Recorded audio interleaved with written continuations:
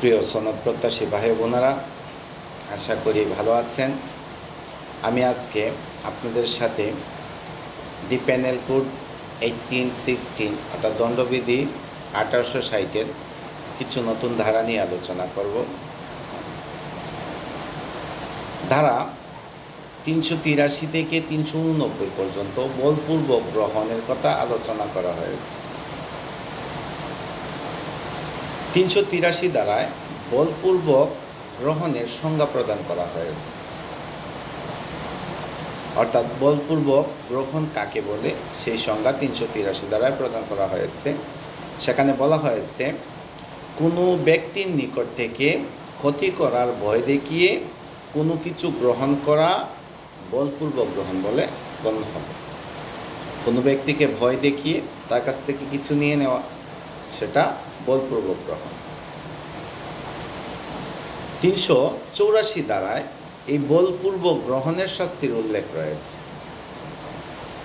বলপূর্বক গ্রহণের শাস্তি হচ্ছে অনধিক 3 বৎসর কারাদণ্ড বা অর্থদণ্ড বা উভয়দণ্ড।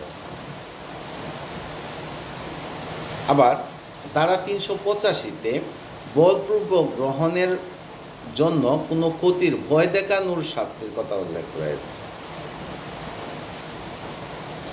বলপূর্বক গ্রহণের জন্য কোনো ক্ষতির ভয় দেখানোর শাস্তি হচ্ছে অনধিক 14 বৎসর কারাদণ্ড, অনুন্নত 5 বৎসর কারাদণ্ড বা অর্থদণ্ড বা উভয়দণ্ড। এখানে অনধিক 14 বৎসর কারাদণ্ড হতে পারে, অথবা অনুন্নত মানে কমপক্ষে সেটা হবে অনধিক 14 বৎসর। অনধিক মানে হচ্ছে 14 বৎসরের অধিক হবে না, আবার অন্য 5 বৎসর কারাদণ্ড অর্থাৎ 5 বছরের নিচেও হবে না। তার সাথে অর্থদণ্ড হতে পারে অথবা উভয়দণ্ড হতে পারে। আপনারা খেয়াল করবেন, ধারা দুটি দেখতে বা শুনতে একই রকম মনে হচ্ছে, 84 এবং 85। 84 এবং 85 দুইটা ধারা এবং একই সাথে অ্যাপ্লাই হতে পারে যখন কাউকে ভয় দেখিয়ে তার কাছ থেকে কোনো কিছু গ্রহণ করা হবে, তখন সেই ক্ষেত্রে ওই ধারা অনুযায়ী 84 ধারা অনুযায়ী এবং 85 ধারা অনুযায়ী দুই পদ্ধতিতেই দুই ধারাতেই তার উপর শাস্তি আরোপ হতে পারে। 84 ধারা বলা হয়েছে বলপূর্বক গ্রহণ করার শাস্তি, অর্থাৎ বলপূর্বক যদি গ্রহণ করেন তাহলে অনধিক 3 বছর কারাদণ্ড বা অর্থদণ্ড বা উভয়দণ্ড। কিন্তু শুধু ভয় দেখানোর শাস্তি হচ্ছে, অর্থাৎ বলপূর্বক গ্রহণের জন্য কোনো ক্ষতির ভয় দেখাচ্ছে, এই ভয় দেখানোর শাস্তি হচ্ছে অনধিক 14 বৎসর, অনুন্নত 5 বৎসর কারাদণ্ড বা অর্থদণ্ড অথবা উভয়দণ্ড হতে পারে। ধারা 386-তে মৃত্যু বা গুরুতর আঘাতের ভয় দেখিয়ে বলপূর্বক গ্রহণের শাস্তির উল্লেখ রয়েছে। মৃত্যু বা গুরুতর আঘাতের ভয় দেখিয়ে বলপূর্বক গ্রহণের শাস্তি হচ্ছে অনধিক 10 বৎসর কারাদণ্ড, তদুপরি অর্থদণ্ড। আবার ধারা 387-তে বলপূর্বক গ্রহণের জন্য মৃত্যুর বা গুরুতর আঘাতের ভয় দেখানোর শাস্তির উল্লেখ রয়েছে। বলপূর্বক গ্রহণের জন্য মৃত্যু বা গুরুতর আঘাতের ভয় দেখানোর শাস্তি হচ্ছে যাবজ্জীবন কারাদণ্ড বা অনুন্নত অর্থাৎ কমপক্ষে 7 বৎসর কারাদণ্ড, তদুপরি অর্থদণ্ড।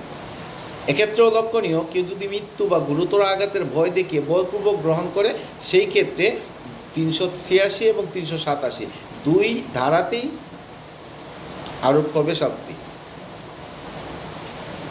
দুইটা দেখতে একই রকম মনে হলেও দুইটার মধ্যে তফাৎ আছে। একটাতে বলপূর্বক গ্রহণ করা হয়ে গেছে, আর আরেকটাতে শুধু ভয় দেখানো হয়েছে। ভয় দেখানোর শাস্তি বেশি এবং গ্রহণ করে নেওয়ার শাস্তিটা কম। দুইটা মিলাই একসাথে করলে সেটা শাস্তি অনেক বেশি হয়ে যায়।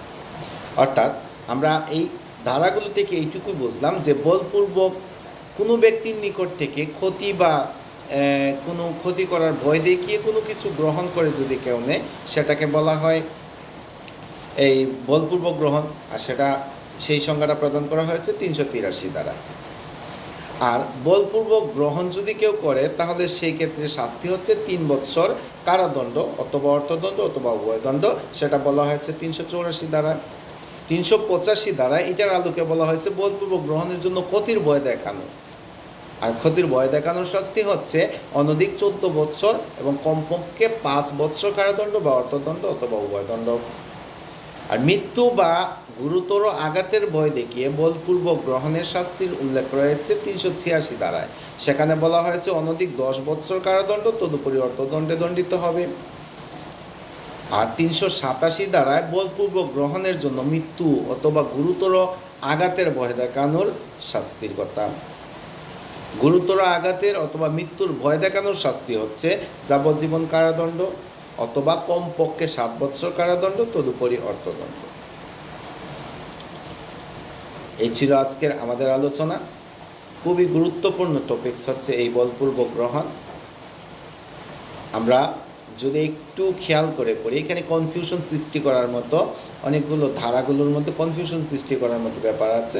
আপনার 384, 85 একই ধারা মনে হবে, অথচ এখানের মধ্যে একটু তফাৎ আছে। আবার দেখা গেছে 386 এবং 87 একই রকম মনে হবে, কিন্তু একই রকম নয়। আপনার প্রশ্ন আসতে পারে যে বলপূর্বক গ্রহণ করার ক্ষেত্রে শাস্তিটা একরকম, আর শুধু এই ভয় দেখানোর শাস্তি ভিন্ন রকম কেন? প্রশ্নটা হচ্ছে, দেখেন, যদি কাউকে আঘাত না করে শুধু ভয় দেখায় সেই জিনিসটা নিয়ে গেছে, তখন শাস্তিটা কম। আর যদি শুধু ভয় দেখায়, ওই ভয় দেখানোর জন্য আলাদা শাস্তি, সেটা বেশি। কেন সে ভয় দেখালো? যদি সে কি আঘাত নাও করে, তাও সে ওই শাস্তির আওতাধীন হবে ভয় দেখানোর জন্য। এই জন্য এই ধারাগুলোর ক্ষেত্রে যখন কি হয়, মামলা হয়, তখন দেখা যায় যে উভয় ধারাতেই শাস্তি হয়। প্রথম ধারা হচ্ছে ভয় দেখানোর পর গ্রহণ করে নেওয়ার শাস্তি আলাদা হয়, এবং ভয় দেখানোর শাস্তি আলাদা হয়, এবং দুইটাকে একসাথে করে শাস্তি আরোপ করা হয়। আবার 384তেও সেম, সেক্ষেত্রে আপনি বলপূর্বক গ্রহণের শাস্তি আলাদা, 385তে ক্ষতির ভয় দেখানোর শাস্তি আলাদা, দুইটাকে একসাথে করে শাস্তি আরোপ করা হয়। আশা করি বুঝতে পেরেছেন। আমাদের সাথেই থাকুন। ধন্যবাদ।